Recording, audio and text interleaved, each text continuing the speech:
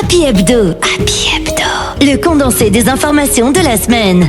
Économie, politique, art et culture, sport, éducation. Le tour de l'actualité nationale et internationale, tous les dimanches à 20 h sur Happy TV. Happy TV, l'info commence ici.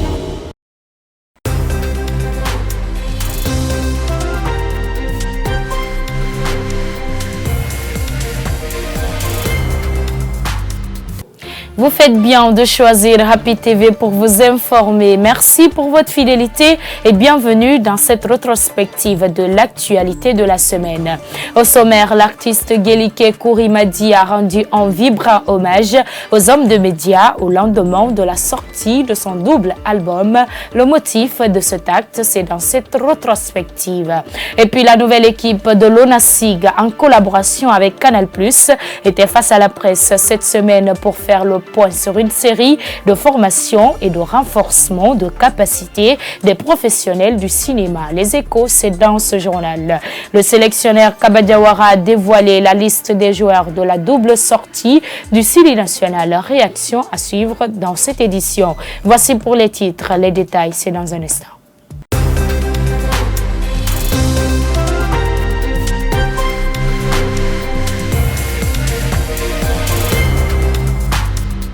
Une fois encore, merci de nous préférer. L'arrivée d'une nouvelle génération dans la musique mandingue ouvre une concurrence réelle pour les artistes. Cependant, le Neymar de la musique guinéenne estime que cette concurrence est un non-événement puisque ses œuvres ont toujours marqué l'esprit des mélomanes. Compte rendu avec Mohamed Traoré. De nos jours, la musique mandingue est devenue une vraie concurrence entre les acteurs de la nouvelle génération, ce qui fait sans doute qu'il n'y a aucune chance pour les amateurs. Pour maintenir le cap, il faut avoir un véritable talent. Moi, j'ai pas de concurrent et ça fait partie dans le milieu parce que la concurrence aussi fait partie dans le milieu, ça te donne toute la force. Je t'ai dit, moi je me dis dans la tête, si tu n'es pas devant, tu n'auras jamais un concurrent. Donc si tu es toujours au sommet, tu vas forcément avoir un concurrent. Donc c'est le game, c'est le game. Pour le moment, c'est toujours avec Rawaprod. L'artiste Moustapha Chamak Kamara fait partie des rares artistes de cette nouvelle génération qui ont eu la chance de s'imposer très vite sur le marché de disques guinéen. Un exploit qu'il compte bien pérenniser tout au long de sa carrière musicale. Moi, je ne suis pas silencieux, tu vois, et le travail est toujours là. Chaque 2 mois, je fais sortir un clip. Donc, si j'étais silencieux, je n'allais pas faire ça comme ça. Voilà. Ça va. Voilà, je prépare, pour le moment, je suis en train de préparer ma 3e partie pour ma tournée à l'international en Europe. Et donc après ça, mon album doit sortir au mois de novembre, Inch'Allah. Donc c'est déjà bouclé. Auteur d'un album, le natif de Koba annonce la sortie de son 2e album avant la fin d'année. La nouvelle équipe de l'ONASIG, en collaboration avec Canal+, lance une série de formations et de renforcement de capacités des professionnels du cinéma. Pour ce fait, une centaine de personnes sont visées par un appel d'offres déjà disponible en ligne sur plusieurs plateformes. N'est-ce pas, Marie-Madeleine Pévy? La nouvelle équipe de l'ONASIG, en collaboration avec Canal+, lance une série de formations et de renforcement de capacités des professionnels du cinéma. Pour ce faire, une centaine de personnes sont visées par un appel d'offres déjà disponible en ligne sur plusieurs plateformes. Il y a les 2 premières formations se tiennent dans la semaine prochaine. Et c'est la formation en production et la formation en ingénierie de son. Les autres formations se feront plus tard. Donc, et le processus d'inscription est continu, ça continue sur la plateforme. Au jour d'aujourd'hui, ici, on peut se permettre de faire le point sur l'ensemble des inscriptions jusqu'à midi. Donc aujourd'hui, pour la formation en résidence d'écriture, qui doit en principe permettre à 15 scénaristes qui ont déjà un savoir-faire, de pouvoir bénéficier de l'expertise des formateurs choisis par Canal+. À date, il n'y a que 9 qui se sont inscrits. Je précise que ces formations ne sont pas des formations d'initiation, non. Ce sont des formations de renforcement de capacité de ceux qui sont déjà opérationnels. Et c'est pourquoi la sélection est rude. Présent dans presque tous les pays africains, Canal+ compte à travers ce projet permettre à la Guinée d'avoir de contenus exploitables. C'est pourquoi l'entreprise invite les professionnels du cinéma à privilégier la formation. Beaucoup de retours par rapport à ces appels à candidature. Donc nous relançons cet appel pour dire aux gens du monde de l'audiovisuel de venir souscrire à ces formations parce que c'est important pour nous d'avoir du contenu guinéen qui soit exportable comme je viens de le dire et pour cela c'est la base. Dans tout métier, la base, c'est la formation. Et aujourd'hui, le monde évolue à une vitesse grand V. Donc, il faut tout le temps chercher à renforcer ses capacités. Parce que ce qui était valable il y a quelques années ne l'est plus maintenant. À noter que cette série de formations est gratuite. Restons toujours dans le même sillage pour dire que cette série de formations pourrait permettre aux professionnels du cinéma d'être dans la base de données de l'ONASIG. On écoute son directeur général Noël Lama au micro de Marie-Madeleine Pivi. Avoir une traçabilité et des bases de données un peu plus fiables parce qu'à travers les soumissions, on peut déjà se rendre compte de combien de personnes ont postulé. Tout ça constitue déjà la première base de données. Et ça, en matière de communication pour les institutions, c'est important qu'on dise, par exemple, l'appel à candidature qu'on a lancé, il y a eu tel nombre de personnes qui ont soumissionné, mais pour question de place et de sélection, on n'a pu sélectionner que tel. Donc, notre plaidoyer, l'appui qu'on demande, serait qu'on relaie à suffisance ce lien et comme venait de dire la responsable communication, si nous voulons des contenus de qualité, il faut des techniciens de qualité. Je vous le disais dans les titres, après le concert dédicace de son double album, l'artiste Guélike Kourimadi a rendu un vibrant hommage à la presse guinéenne ce dimanche. Il annonce également plusieurs projets derrière cette dédicace. Maïmouna Baldé est allée à sa rencontre en début de semaine. Suivez son reportage.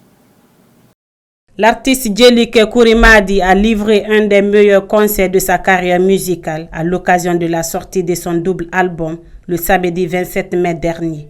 Une réussite qu'il met à l'actif des journalistes guinéens qui ont accompagné le projet. Quand on attend aujourd'hui Guélike Kourimadi, c'est grâce aux médias. Parce que mon dédicace que je viens de faire le samedi passé, ça a été bien passé. Et je ne peux pas rester sans remerciement aux médias. Des tournées pour le double album, l'artiste et son équipe managériale y travaillent déjà sans relâche. Mais il existe d'abord des projets à court terme. D'abord, je prépare la fête des Tabaski. Après la fête des Tabaski, j'ai d'autres projets en Europe. Je dois jouer à Paris, Orléans. C'est ma sœur qui était venue et pour mon tournoi de Paris, c'est elle qui pilote. L'artiste Guélike Kourimadi est un véritable chouchou des femmes à travers plusieurs de ses œuvres. En prélude de son concert au Casino de Paris, l'artiste Mohamed James Kamisoko était l'invité de l'émission Déballage mercredi dernier. À sa sortie du studio, il s'est prêté aux questions de notre rédaction. Suivez ce reportage signé Abdoulaye Kaba. L'artiste Azaya et son épouse Djelika Babintou sont attendus le vendredi 23 juin prochain au Casino de Paris en France pour un spectacle. Pour lui, se produire dans cette mythique salle et réussir le pari est l'un des défis de sa carrière. C'est une grande salle mythique de la France et donc se produire dans une telle salle est un grand coup de pouce. C'est un grand départ pour un artiste pour s'imposer en France. Parlant des préparatifs de cet événement, le concepteur du tube Niene Souma est plutôt serein. Il dit compter sur sa maison de production qui est déjà à pied d'œuvre. Ça va être un concert inoubliable, ça va être un grand rendez-vous. Et la Guinée sur les grandes scènes d'Europe. Ce concert varie de 60 à 80 € et les tickets sont déjà disponibles en ligne. Azaya et son épouse seront à travers ce spectacle les premiers artistes guinéens à se produire au Casino de Paris. Le Front des jeunes engagés pour le rayonnement de la culture a animé une conférence de presse cette semaine à la Maison commune des journalistes.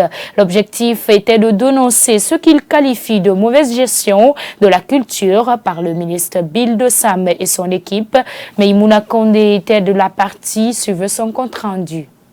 Pour faire avancer la culture guinéenne, le gouvernement de transition a décidé de mettre un artiste à la tête de ce département. Mais le constat révèle que sa gestion ne fait pas l'unanimité au sein des acteurs culturels du pays, comme le dénonce le président des jeunes engagés pour le rayonnement de la culture. Artistes, musiciens, comédiens, acrobates et autres, décidons de mettre ce collectif en place afin de demander humblement au président du CNRD, colonel Mamadi Doumbouya, et au premier ministre, chef du gouvernement, Dr Bernard Goumou, de bien vouloir d'accéder à notre volonté commune, celle de veiller au strict respect des textes de loi qui régissent le fonctionnement du département en charge de la culture et surtout celle de rappeler au ministre Alpha Souma Bill de Sam qu'on ne se sert pas d'une portion du pouvoir de l'État pour régler ses comptes personnels. Selon les membres de cette structure, le ministre Bill de Sam ne doit pas jouer à l'exclusion puisqu'il connaît mieux les difficultés des acteurs culturels du pays. D'où cette proposition.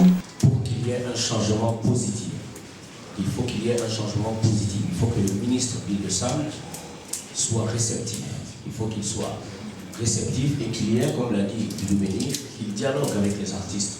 Parce que lui-même, il a été artiste. Il est même artiste puisque récemment, nous l'avons vu sur scène, en train de répéter ces morceaux qui nous ont fait danser. Il nous a fait honneur d'entendre. D'entendre, il nous a fait honneur. Aujourd'hui, il est censé être la personne la mieux placée pour comprendre les problèmes de la culture et les problèmes des hommes de culture. Le manque d'attention à l'endroit des artistes, l'exclusion et la mauvaise gestion du département sont, entre autres, les principales revendications de cette nouvelle structure. Par ailleurs, l'artiste Doudou Béni précise que l'objectif de la création de ce fonds est de pousser les autorités de la transition à respecter les textes juridiques du département. On l'écoute au micro de Maïmouna Kondé. Mais la place de Bill de Sam, on n'est pas là pour ça. On est là pour dire à monsieur le ministre, pour dire au président de la République, de conseiller notre ministre, de changer l'allure, d'accepter les artistes. On souffre. Ça ne va pas chez nous. Depuis qu'il est venu comme ministre de la Culture, il n'a pas eu le temps de concerter avec les artistes. Il n'a pas eu le temps de communiquer avec les artistes. Et quand tu communiques avec les artistes, tu peux comprendre ce qui se passe. Mais quand quelqu'un t'appelle, tu lui dis, ah, passe par telle personne. Et si cette personne ne t'aime pas, franchement, tu vas chuter. Là, à mon niveau, c'est ça que je ne veux pas que ça arrive. Le gars en question qui est là, il est venu me voir spécialement. On a discuté. Moi, je suis un représentant de tous les artistes. Je ne peux pas être là pour dire que vous allez m'amener pour parler. Pour dire que tous les artistes guinéens vont voter uniquement pour qu'il soit le ministre de la Culture. Non, c'est son travail. Ça, c'est l'intéressant. Ce qui nous intéresse aujourd'hui, c'est le changement. Sur un autre plan, la ministre de la Promotion féminine, de l'enfance et des personnes vulnérables a procédé au lancement officiel du mois de l'enfant guinéen. Selon Achananette Conté, la clôture du mois de l'enfant en Guinée sera consacrée à des activités de soutien et insertion des catégories d'enfants en situation difficile. Suivez. Placé sous le thème « Les droits de l'enfant dans l'environnement numérique », le ministère de l'Enfance, de la Promotion féminine et des personnes vulnérables, à travers la Direction nationale de l'enfance, a procédé au lancement officiel du mois de l'enfant guinéen 2023 ce jeudi. Un thème invocateur selon cette activiste. Cette année, l'Union africaine a consacré au cœur des actions pour la défense des droits des enfants. C'est un sujet assez sensible qui prend en compte la réalité actuelle parce que de manière globale, les enfants n'utilisent le numérique. Donc, les enfants sont exposés virtuels d'une manière positive ou négative, ce qui peut avoir des impacts sur leur croissance, des impacts sur leur épanouissement, surtout s'ils n'en font pas bon usage. Tout au long de ce mois dédié pour la cause des tout-petits, des actions de plaidoirie et de mobilisation sociale à leur faveur seront organisées. Cela, il y aura d'autres activités telles que nous allons offrir des espaces d'apprentissage des enfants au numérique. Il y aura une série de formations pour à peu près 120 enfants que va offrir l'espace digital de Orange. Il y aura aussi le lancement d'un programme que nous sommes en train de mettre en place par rapport aux données concernant les enfants. Nous avons procédé à une sorte de digitalisation. Ce processus va être lancé et le 16 juin, dans l'ensemble du pays, les enfants vont aussi faire des débats, non seulement sur les opportunités qu'offre le numérique, mais aussi les dangers que cela peut représenter en termes d'exposition à la violence et à tout. Dans son discours de circonstance, la ministre a situé les responsabilités des acteurs intervenant dans la protection des droits des enfants en Guinée. Afin d'assurer la promotion et la protection des droits de l'enfant dans la sphère numérique, il est essentiel de souligner qu'un certain nombre de parties prenantes ont un rôle à jouer. Il s'agit notamment de l'État, du secteur privé, des parents, les tuteurs, gardiens, ainsi que des organisations de la société civile, des agences des Nations Unies et des organisations dirigées par des enfants et des jeunes. Après ce lancement, une célébration de la journée de l'enfant africain 2023 aura lieu le 16 juin ainsi que la clôture du mois le 30 juin prochain. Sport à présent, le sélectionneur Kaba Diawara a dévoilé la liste de la double sortie du Sili national. De l'avis du doyen Kerno Tseidou Diakité, le match Guinée-Brésil est une rencontre cruciale pour les poulains de Kaba Diawara d'évaluer leur performance sur la scène international. On l'écoute au micro de Mamadi Keïta. Vous jouer contre le Brésil, ce n'est pas donné à tout le monde. Et donc moi je pense que c'est un bon test, grandeur nature pour le Sili national, de se mesurer au Brésil qui est un grand pays de football. Et je pense que quel que soit le résultat technique du match, c'est une grande première pour le Sili national, surtout dans son palmarès. Et vous l'avez dit tout à l'heure, ce match est placé sous les auspices de la lutte contre le racisme. Il y a un des attaquants brésiliens, Vinicius, qui joue au Real de Madrid. Il a été victime d'actes de racisme de la part de certains supporters lors d'un match de championnat. Et donc il y a eu une protestation de beaucoup de joueurs étrangers qui ont dédié une campagne lutte contre le racisme. Donc ce match amical va être placé sous les auspices de la lutte contre le racisme et le match va se dérouler en Espagne, je crois au stade espagnol de Barcelone, et je pense que beaucoup d'activités, de messages seront lancés par des internationaux pour que les gens puissent avoir un esprit de fair play et qu'ils puissent accepter la diversité dans la pratique du football. Est-ce que vous comprenez? Donc c'est surtout signe donc que le match amical contre le Brésil va avoir lieu le 17 juillet. Cette rencontre Guinée-Brésil est diversement commentée par les journalistes sportifs guinéens. Notre reporter Mamadi Keïta a tendu son micro à Amadou Major Diallo. Suivez. Aujourd'hui, je vais beaucoup m'accentuer sur l'entraîneur de la Guinée qui a eu le temps aujourd'hui de s'adapter avec les joueurs, qui a joué des matchs amicaux, qui a joué avec pas mal de nations. Je pense qu'à travers même cette fenêtre FIFA, c'est une opportunité pour Kaba Diawara d'essayer d'autres joueurs.